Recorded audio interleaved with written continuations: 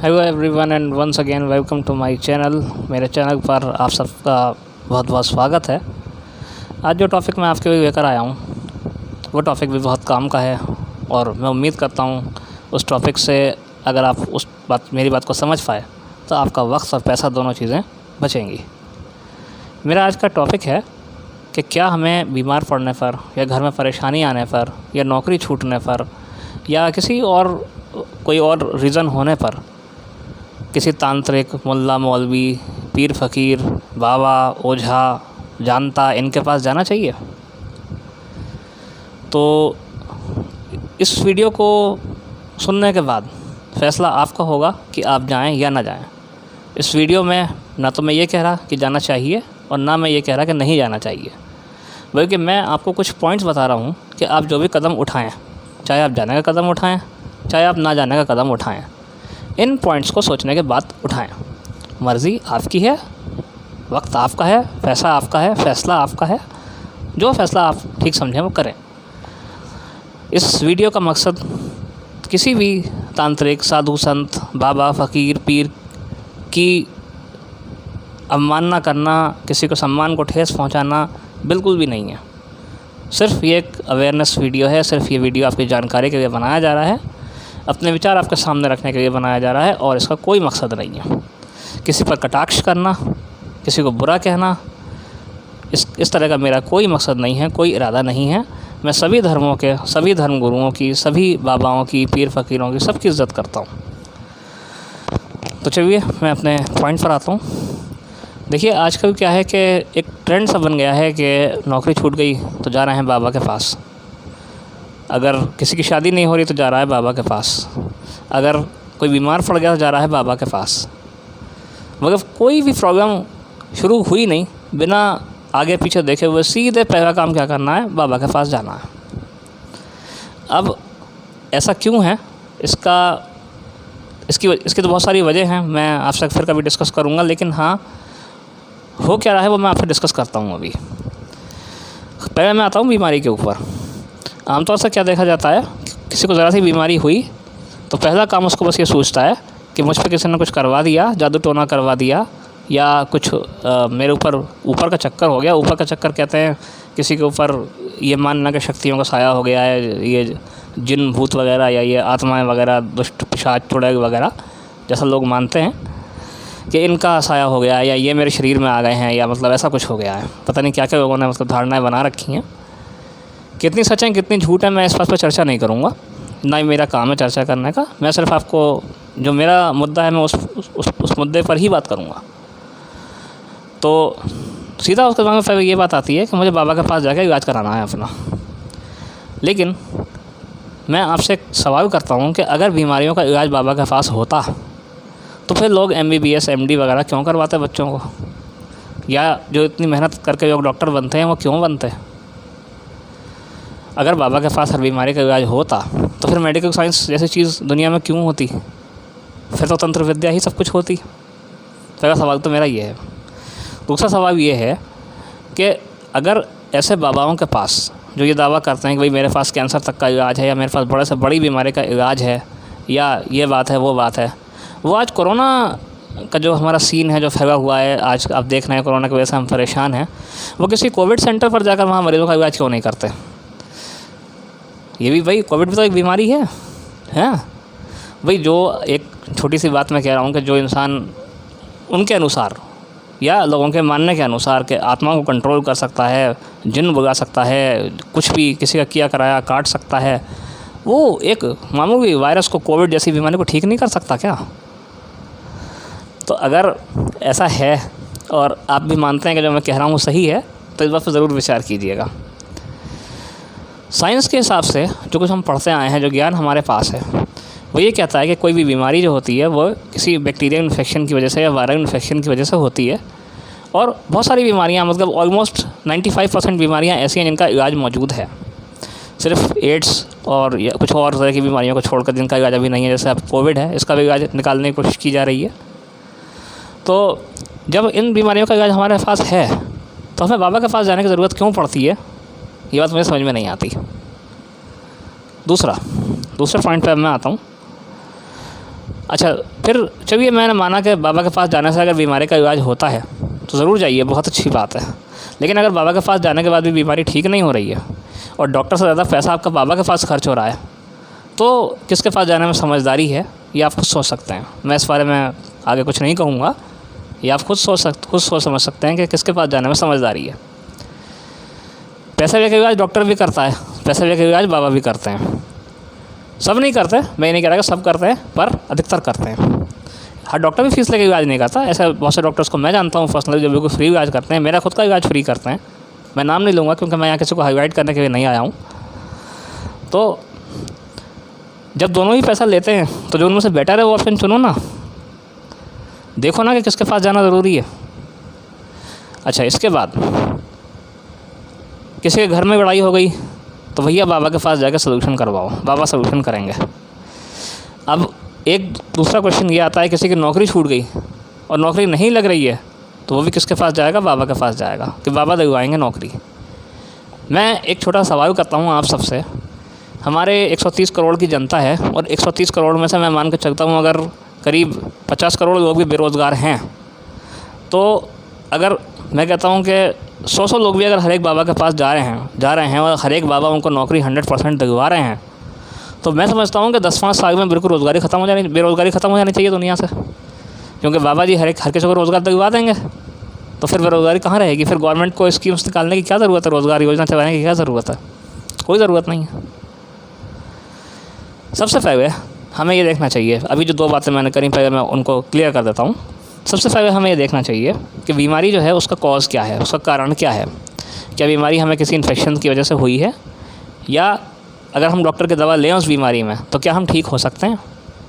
अगर हाँ, तो आप खुद समझ सकते हैं कि आपको क्या करना चाहिए। दूसरा, अगर हमारी नौकरी छूट गई किसी वजह से तो पहले हमें गौर करना चाहिए कि नौकरी क्यों छूटी, और दूसरी नौकरी ना मिलने की वजह क्या है।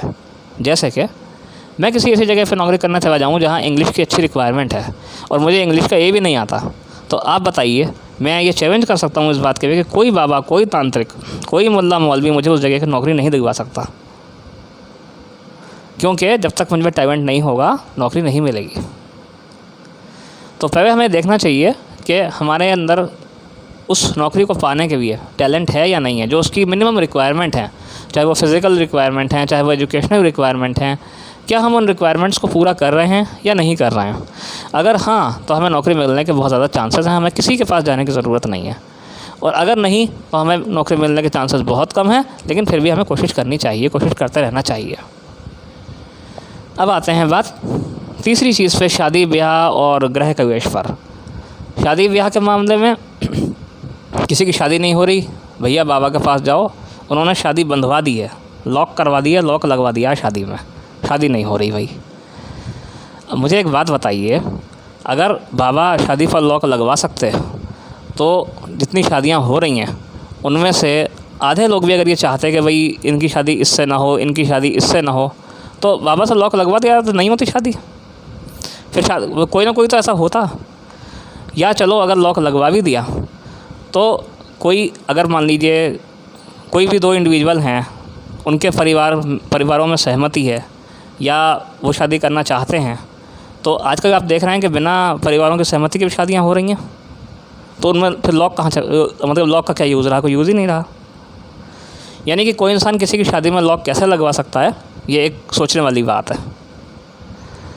अगर ये कहा भी जाए कि जी वो अपनी शक्तियों से लॉक लगवा देंगे, तो शक्तियों से लॉक लगवा के मतलब शक्तियों को क्या सिर्फ यही काम रह गया दुनिया में कि हम लोगों को परेशान करते हैं, हमारे ये काम वाम रोक के शक्तियों को क्या फ़ायदा होता है? ये बात भाई मेरी समझ से तो बाहर है।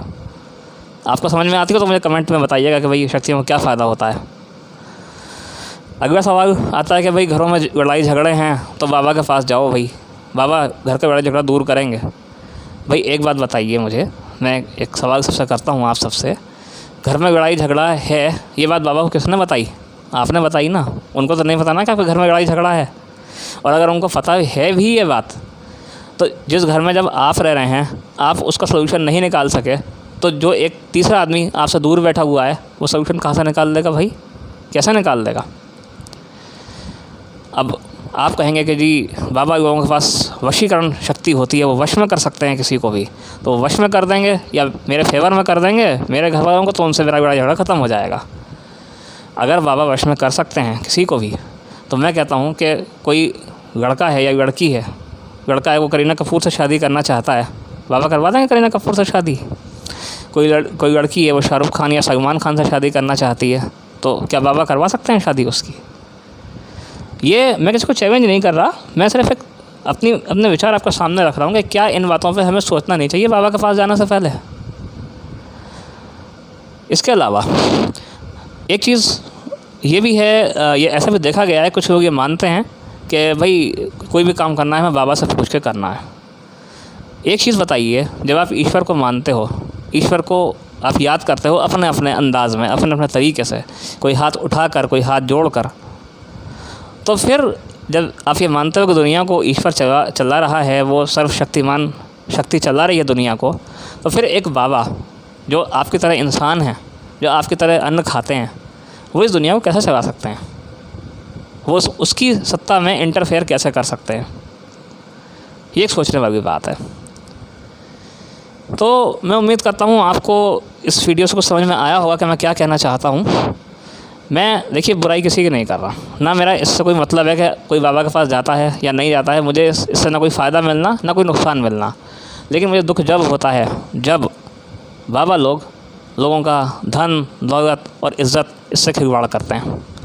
कई सारे केसेस आपने देखे होंगे, मगर तब मेरा मन ये सोचने पर मजबूर होता है कि आखिर हम बाबाओं पे, तांत्रिकों पे, मौलवी मौलविया पे इतने डिपेंड क्यों हैं? हमें अपने पर विश्वास क्यों नहीं है?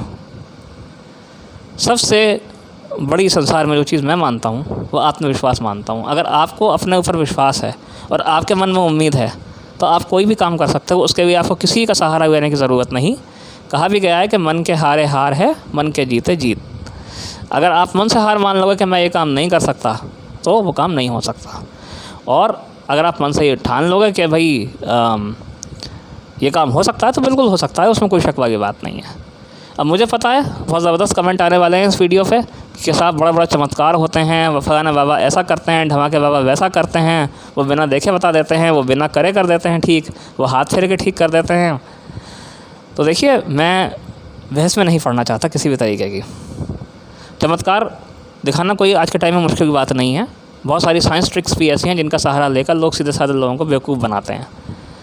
जैसे कि कुछ केमिकल रिएक्शंस हैं जो मैं आपको कभी आने वाली वीडियोस में बताऊंगा कि किस तरह से ढोंगी बाबा लोगों को उल्लू बनाकर उनसे पैसा ऐंठते हैं। मैं ये नहीं कह रहा कि सब बाबा ढोंगी होते हैं, मगर 90%, 99%, 95% ढोंगी होते हैं। ये कहने में मुझे कोई संकोच नहीं है। तो जो भी निर्णय लीजिए सोच समझ के लीजिए। अपना वक्त और अपना पैसा ऐसी जगह बर्बाद मत कीजिए जहाँ से आपको कामयाबी नहीं मिलनी, जहाँ से आपको नाउम्मीदी के सिवा कुछ नहीं मिलना। अपने ऊपर भरोसा कीजिए, ईश्वर पर भरोसा कीजिए और मन की जगह दिमाग से काम लीजिए। यही इस वीडियो का संदेश है। जो भी आप कदम उठाएं वो आपकी मर्ज़ी है, आपकी इच्छा है। मेरा काम आपके सामने अपने विचार रखना और आपके साथ एक दोस्त के नाते, एक भाई के नाते, एक परिवार के सदस्य के नाते आपके साथ इन बातों की चर्चा करना कि क्या हमें इस बारे में सोचना चाहिए या क्या हमें ये सब करना चाहिए या नहीं करना चाहिए। बस इस वीडियो का मकसद यही था। मैं उम्मीद करता हूँ आपको मेरी वीडियो पसंद आई होगी। अगर अच्छी लगी तो आप इसको, मेरे चैनल को सब्सक्राइब कीजिए, लाइक कीजिए, शेयर कीजिए। और मैं उम्मीद करता हूँ कि अगर इस वीडियो से किसी का पैसा, किसी का वक्त या किसी की भी इज़्ज़त बचती है तो मैं समझूँगा मैं अपने मिशन में सफल रहा। तो मिलता हूँ अगले वीडियो में किसी और नए टॉपिक के साथ। तब तक के लिए बाय।